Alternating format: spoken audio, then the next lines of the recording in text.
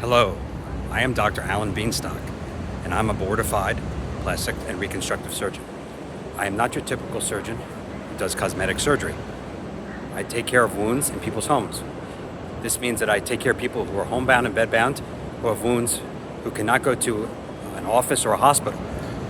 The most important thing I do is facilitating families and empowering them to help heal their loved ones' wounds.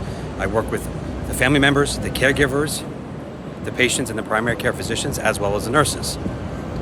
In this series of videos that we're going to be doing over the next few weeks, we're going to talk about important concepts. The most important thing I go over with families is what I call the 4 Ps. Number 1 P are prayers. It doesn't matter what religion you are, Islam, Christianity, Judaism, you have to believe in something. Whether it's God, Hashem, Allah, Napoleon, Batman, you have to believe in some higher power that is more important than you.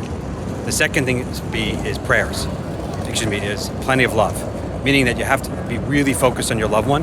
If your loved one is homebound and bedbound in their own home, you have to be present, meaning you have to see them on a regular basis, facilitate all the processes, which includes helping the caregivers, really paying a lot of attention.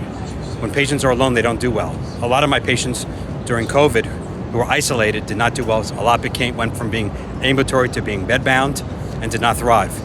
Unfortunately, the cousin of my wife in Israel was isolated and ended up deteriorating significantly, that she ended up being admitted to a rehabilitation facility requiring a feeding tube via the nose, and subsequently died due to all these complications and morbidities.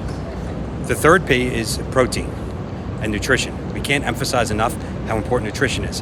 And I'm not talking about Ensure, which is a processed can, which we'll go over in future videos. We really have to make sure the patient is getting food. If they have a feeding tube, then we have to focus on trying to give them really quality feeds, such as Kate Farms, as opposed to Ensure and other things that are very processed. If they're eating, then and they have difficulty chewing, then we can puree the food. There's high protein foods such as salmon, fish. I try to focus on non-meat products. Not saying that I'm against meat, but I do think red meat can be deleterious to cardiac health and other things. You can even puree hummus or beans and give it to them.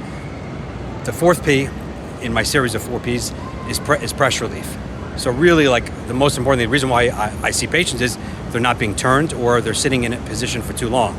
A lot of patients, when they go to a place of worship, they're sitting in a wheelchair for 4 to 6 hours, which is a big problem.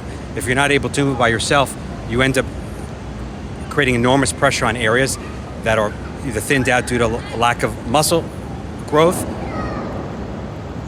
strength and tensile strength in skin, and subsequently a pressure ulcer can develop.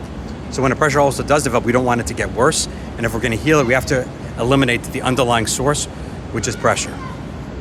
So this is a brief introduction video of what I do in my practice to help patients who have wounds, whether they be pressure ulcers, vascular ulcers, traumatic ulcers, skin cancers.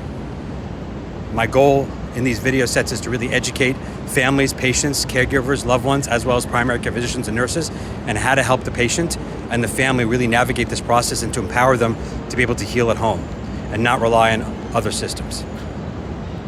Thank you, and that's the end of the first video.